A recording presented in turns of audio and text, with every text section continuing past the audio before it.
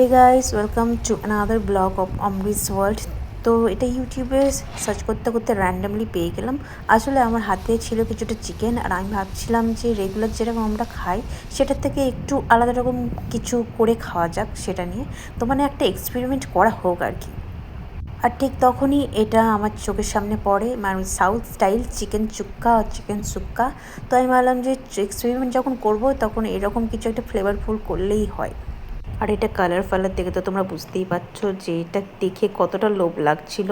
আমার অবস্থাটা ঠিক এরকম ছিল। रहा नहीं जाता तड़प ही ऐसी है ना नहीं सोके सोके सोके এই জন্য বেশি দেরি না করে আমি ফটাফট কেটে ফেললাম যে যে সবজিগুলো লাগবে সেগুলো, আর সাথে কড়াইয়ে কিছুটা গরম গরম তেল। তো তেলটা যতক্ষণে গরম হচ্ছে, চলো তোমাদের সাথে একটা সিক্রেট শেয়ার করি, কাউকে যেন বলে দিও না আবার। আসলে আমার কাছে সব জিনিসপত্র থাকলেও আমার কাছে না একটা জিনিস ছিল না, সেটা হচ্ছে কারি পাতা। কারি পাতা আমাদের গাছ আছে, কিন্তু গাছটা এত ছোট যে ওখান থেকে পাতা ছিঁড়তেও দয়া মায়া লাগে। তো আমি কি করেছি, বাজার থেকে ফেরবার সময় আমাদের পাড়াতে ওই যে লাল কালারের পাশের বাড়ি যেটা দেখতে পাচ্ছ, মানে সবুজ কালারের বাড়িটা, সেখানে একটা বড় কারি পাতা গাছ ছিল। আমি ওখান থেকে বেশ কয়েকটা কারি পাতা তুলে নিয়ে চলে এসেছি। মানে চুরি গাইস, চুরি। তো যদিও সেটাকে চুরি বলা চলে না, কারণ আমি ওদের চোখের সামনে থেকেই আমি ওটা কারি পাতাগুলো তুলে নিয়ে চলে এসেছি। জীবনে একটু এরকম কনফিডেন্স থাকা চাই, বুঝলে? তো চলো ফিরে এসো, আমাদের রান্নায় আসা যাক। তো এইটার জন্য মানে চিকেন চুক্কা বা চিকেন সুক্কা বানানোর জন্য তেলটা গরম করে প্রথমেই আমরা ছেড়ে দিচ্ছি পেঁয়াজগুলো। তো পেঁয়াজের জন্য আমি জাস্ট মাঝারি সাইজের একটা পেঁয়াজ কেটে ওটাকে ইউজ করেছি। মাত্র একটা পেঁয়াজই ইউজ করেছি, এটার কারণ হচ্ছে আমার চিকেনটা খুব বেশি ছিল না, মানে হার্ডলি 200 মতো হবে আর কি। কারণ এক্সপেরিমেন্ট করার জন্য 200-250 যথেষ্ট আছে, এর বেশি হলে না যদি খারাপ হয়ে যায় তাহলে প্রচুর কষ্ট হবে। যাই হোক, পেঁয়াজটাকে ভেজে বেরেস্তা করে এইভাবে তুলে নিতে হবে, এবং তুলে সেটা যেখানে চিকেনটা রাখা আছে সেইখানে নিয়ে নিতে হবে। এরপরে পর্বটাই হচ্ছে ম্যারিনেশনের কাজ। এরপর কিছুটা দিয়ে নেব টমেটো কুচি। তো টমেটোর জন্য আমি একটা বড় সাইজের একটাই টমেটো ইউজ করেছি, এবং সঙ্গে কিছুটা আদা রসুন। এখানে বাটা ইউজ করবেন না, এখানে থেতো ইউজ করবেন।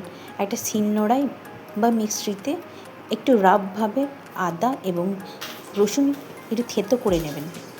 এবার আসা যাক যে মশলাতে কী কী দিতে হবে। তো মশলার জন্য প্রথমে লাল লঙ্কা গুঁড়ো দিতে হবে, যেটা মোটামুটি 1 চামচ আমি নিয়েছি আমার এই চামচ হিসাবে। এরপর আসবে ধনে গুঁড়ো, হাফ চামচের একটু বেশি। এরপর হাফ চামচ মতো গরম মশলা নিয়ে আমি অ্যাড করে দেব। এরপর অ্যাড করব কিছুটা গোলমরিচ, মোটামুটি হাফ চামচ মতো নিয়ে অ্যাড করতে হবে, এবং তার সাথে কিছুটা চিকেন মশলা মোটামুটি আমি 1 চামচ মতো ব্যবহার করেছি, আর আমি ইউজ করেছি এভারেস্টের চিকেন মশলা পাউডার। শেষে ম্যারিনেশনটা কমপ্লিট করতে কিছু কারি পাতা যোগ করব। আমি এখানে মোটামুটি 1 বা 1.5 খানা ডাঁটি কারি পাতা ব্যবহার করেছি, এবং ডাঁটিগুলো যথেষ্ট বড় ছিল। তার সাথে শেষে যোগ করব কিছুটা নুন, এবং সবগুলো একসাথে নিয়ে মেখে নেব। মাখার কাজ শেষ হলে মোটামুটি ঢেকে রাখতে হবে এটাকে 30 মিনিট মতো। এরপর চলে আসুন মেন রান্নাটা কিন্তু বেশি বড় কিছু নয়, খুবই সিম্পল। একটা কড়াইয়ে তেল গরম করুন, এবং তাতে ফোড়ন হিসাবে দিতে হবে কিছুটা কারি পাতা। হ্যাঁ, ঠিকই শুনেছেন, কারি পাতা। আর কি, এবার ঝটপট ফেলে দিতে হবে এই মাংসটা, মশলা মাখানো মাংসটা এই কড়াইয়ের মধ্যে। আর কোনো কাজ নেই আমাদের, এবং কষিয়ে যেতে হবে। তো মোটামুটি এটাকে কষিয়ে যেতে হবে মিনিট 10 প্রথমে। একদম আঁচটা লো টু মিডিয়াম রাখবেন, মানে লোটাই প্রেফার করবেন আর কি। এবং মোটামুটি 10 মিনিট এরকম নাড়াচাড়া করার পরে ঢেকে দেবেন। ঢেকে মোটামুটি 5 মিনিট অন্তর অন্তর বা 10 মিনিট অন্তর অন্তর খুলে খুলে দেখবেন আমার মতো যে কিছু মানে নিচেটা ধরে যাচ্ছে কি না।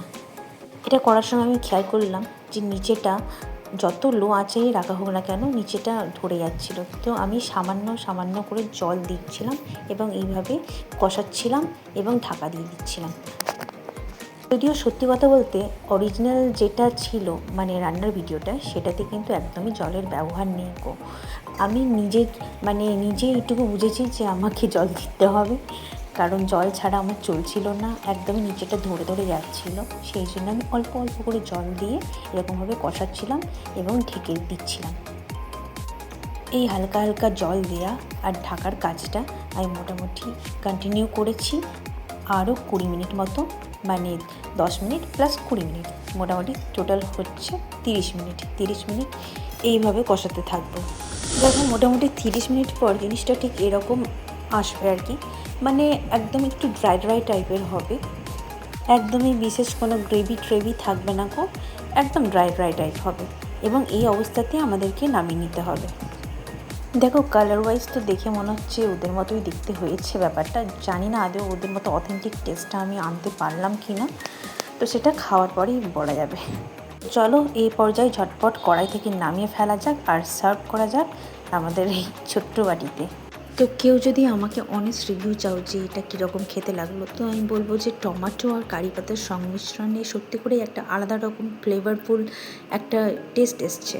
কিন্তু সেই যদি দিনের শেষে আমাকে তুমি আমাদের এই কষা কষা করে চিকেন আর এটার মধ্যে অপশান দাও, দেন ডেফিনেটলি আমি আমাদের কষা কষা করে চিকেনটাই প্রেফার করবো। আশা করি বোঝাতে পারলাম কি বলতে চাইছি। तू समझा? हाँ नहीं तू समझा नहीं। তো আজকের জন্য এতটুকুই, দেখা হচ্ছে অন্য কোনো ব্লগে। Thanks for watching.